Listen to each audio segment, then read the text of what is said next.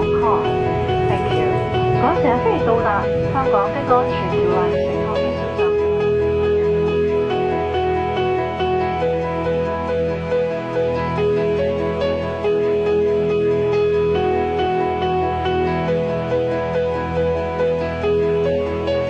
Pag-ibig na walang expiration date. Pag-ibig na hindi napapagod.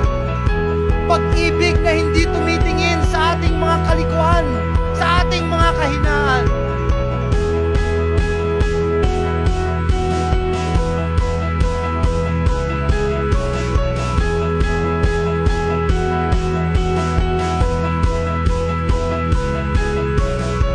Ito po ang kauna-unahang gawain outside of the Philippines.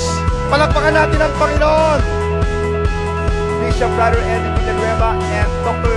Dory Villanueva na siyang naunang nagtanim at nagpunla ng mensahe ng Panginoon. Kaya ho nabuksan ng JIL Hong Kong.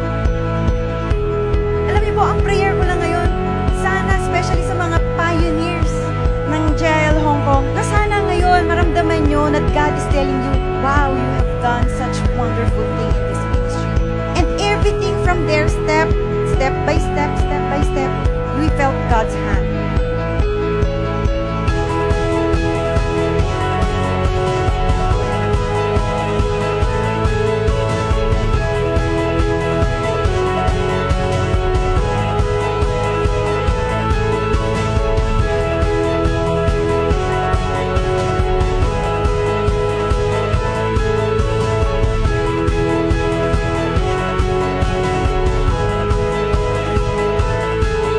Pag-ibig na hindi kayang bilhin ng salapi. Pag-ibig na hindi kayang ibigay ng sanlibutan. Ito po ang God's unfailing love.